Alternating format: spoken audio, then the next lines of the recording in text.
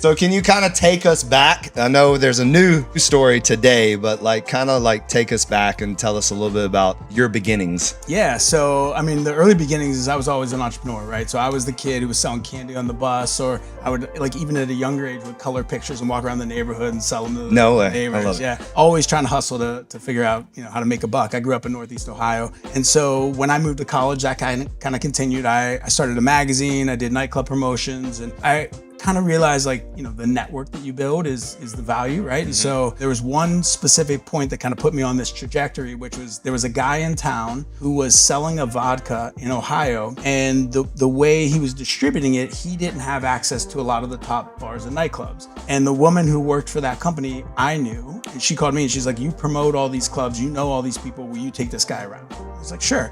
So I take him around, I watch him do his pitch, and I learned how the alcohol industry works, right? Great. Finished my college career, end up moving to Chicago. My girlfriend at the time, now wife, had moved there too. And I'm running up debt. I have no job. I refused to go get a normal 9 to 5. And I'm like, I gotta do something. So I did a couple odd and end jobs until I called that same guy and bugged the hell out of him until he gave me a job at that startup vodka company. No way. So that's how I learned the alcohol industry. And I did that for 2 years. I was selling this cherry vodka, and it was being mostly mixed with Red Bull. So there were, it was a time that Jaeger bombs and cherry bombs were a popular thing. And so I had this idea. I was like, I think we could make a pre-mixed caffeinated alcoholic beverage. It wasn't completely novel. There was a brand called Sparks out there, but I remember Sparks. Yeah. I was traveling around the country doing the crew drives, right? The stuff that you guys are doing. And so I would go in these retailers and just ask a lot of questions. And I asked about Sparks, and they said, yeah, it sells, but it's all bums that buy it. And I was like, wait, I'm actually interested. I drink caffeine and alcohol. That was the target market. I was 23 years old.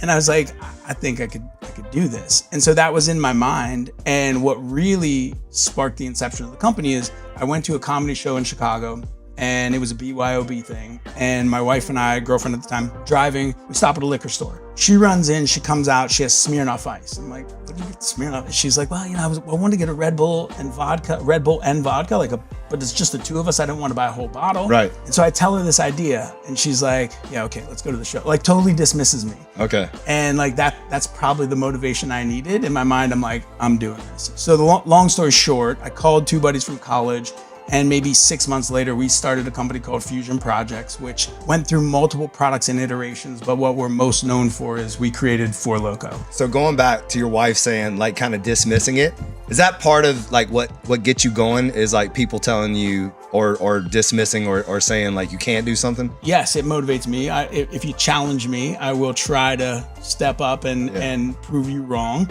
Maybe more egotistically in my younger days. Maybe just if I don't believe you now, I was still I like to prove people wrong. And I think the worst trait is when people just default to these mentalities of oh, that can't be done, or it's going to be really hard, or what. Everything's hard. Right.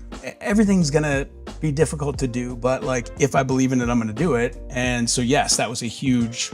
That's one of my biggest pet peeves in business is when people are like, that's just how it's done. Hate it. Or that's how it's always been done. Worse. It drives me crazy. Exactly. I'm so what? And that's the reason that people don't do anything unique. Exactly. Right? Even the business models, people go, oh, this is how you do this, or this is how this brand did this and was successful. Yep. If you do that same playbook, you're not going to be any different. It never worked. So going back to For Loko, so you create this, genius product, because basically in my eyes, it's the same thing as Red Bull and vodka because, except it's easier. It's already done. So tell me about, because I know it wasn't an easy road. No, it's always the overnight success that was 10 years in the making, right? Yeah. So we first created, our brand was called Four, and it was it was less alcohol. We tried to have this unique angle, but we were small, right? So we didn't have economies of scale like Spark. So we were going to be a premium price, and we're like, how do we justify premium? And so we came up with this, what ended up being a dumb angle. It sounded smart at the time. You've heard of absinthe before. The active ingredient in absinthe is called wormwood, and no one was allowed to use wormwood in a beverage for 100 years. What we found out is you can use it in a certain format, and so we put it in there, and we're like, okay, this is caffeine and alcohol, and we could talk about this wormwood. You can imagine in maybe in Chicago, people are like, oh, okay, maybe they heard about it. I remember specifically, we launched in Alabama, and they were like, what the hell is this wormwood? I'm not drinking that. Yeah. It was. It sounds kind of gross, basically. Gross. Yeah, exactly. Like the worm and the tequila. Exactly. You know what I mean? Like, that's what people are going to think. That's the first thing that I think of. Especially with alcohol, right? Yeah. So we're like, okay, we gotta change this. And we fell victim to the reality of DSD distribution, which you're in, which is we were like, oh, we have revenue coming in because we were selling into distributors, right? But the key metric is how many products sell off the shelf, or in your case, from behind the bar. And so we weren't even thinking about that. We're like, we're selling into distributors, we're making money, but it was like a dead end road. So there was a point maybe 18 months in where we're like, this is not working. Like there were months where there was no salary going out. We had to let everybody go. We'd only hired a couple people. It was me and my two partners. And we're like, let's give it a shot, like a Hail Mary. And for me, it was like, I made $42,000 a year before. I was like, that was all I was making then. These guys came from good jobs. So I said, well, worst case, you go back, get your jobs. Right. I'll run this thing to try to get their family, put a little money in, and whatever, I'll see what I can make of it. So we're like, well, what are we gonna do to innovate to try to make something happen? So we said, all right, let's try to add a little more alcohol. We'll do 10%, we'll call it 4 max. And it didn't set the world on fire, but it sold better and it kept us in business. And then my partner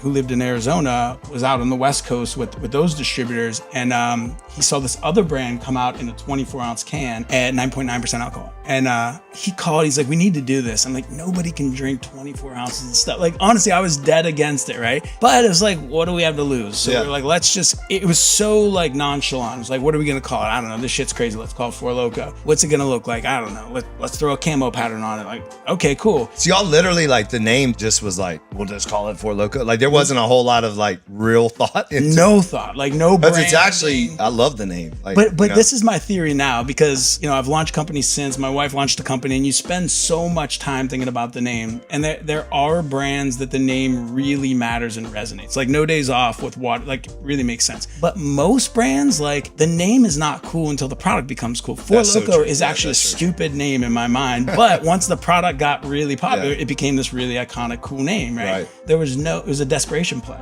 And we knew though at that moment that we were onto something, because what would normally happen is we'd send it into distributors, and then I would set up a crew drive with them for a week or two later. You know what that is, but for everybody else, like you'd go in, you'd ride with them, you'd sell it in the stores and bars. It's a lot of work. It's a lot of work. And so what would normally happen is I would call them, hey, you guys need more inventory before I went in? No, we're good. Come in and help us move through some of this stuff, right? We sent in Four Loko into North Carolina, one of the areas I was overseeing. And before I went in for the crew drive, which was only a week later, they called me and they go, we need more of that stuff. And I was like baffled by that. And when I showed up in that territory, every account knew about the product. They had already sold through it. It was one of these things where just like on the shelf made sense. Like it looked so different. And then as soon as you looked at it, it had high alcohol, caffeine, it was unique, and it was just moving. So then it became like we really need to get this out everywhere fast game. And was that through distributors? Like, did you go to distributors and like sign up more distributors? Yeah. So our job became, we were literally in a place where we would just start to call distributors, because it's all networks, right? So we launch one, hey, who's your network in the state? Let's call all of them. Same contract, same paperwork. We're going to launch it. We would go in, we would hire somebody, like a warm body. We didn't care who you were. Like, you want to work for us? Cool, you're in. And we did that across all 50 states in, 325 distributors in maybe 18 months. That's impressive. There was a point where it was, the brand was so hot, and the buzz kind of perpetuates within the industry, that we were able to call entire state networks and say, hey, we're flying into this state. We're all going to meet in this city. You guys come to us. Come to us. Yeah. And they did it. That's incredible. Crazy. Here's the truth. Most people are walking around chronically dehydrated, and the water they're drinking to fix it is actually working against them. It's stripped of minerals, or it's loaded with contaminants and microplastics, and it's all coming from these plastic bottles. So you're drinking more, but you're getting less. So my team and I, we fixed that. We created No Days Off Premium Water. We take it through an 8-step reverse osmosis process. It comes out contaminant-free, PFAS-free, microplastic-free. Then we put back what your body actually needs: calcium, magnesium, and potassium. The electrolytes you sweat out, and the minerals that run over 300 reactions in your body. We balance it to an 8.1 alkaline pH for hydration that works at the cellular level. And we can it in aluminum, never plastic. So nothing leaches out into your water, and nothing sits in the landfill. That's the hack. Hydration done the right way. Not more water, better water. But I'll be straight with you. Water is only half of it. The other half is showing up and doing the work. no days off. That's the whole reason this brand exists. So here's what I want to do for you. If you're local to, or even just visiting, Nashville or Miami, I want to give you a free workout at Legacy. On us, no catch. You come in, you train with our team, you feel what No Days Off is all about. So if you're serious about your health and you're anywhere near Nashville or South Florida, come see us. Book a free session at legacyfit.com. Walk into Legacy and tell us the big dog sent you. We'll take care of the rest.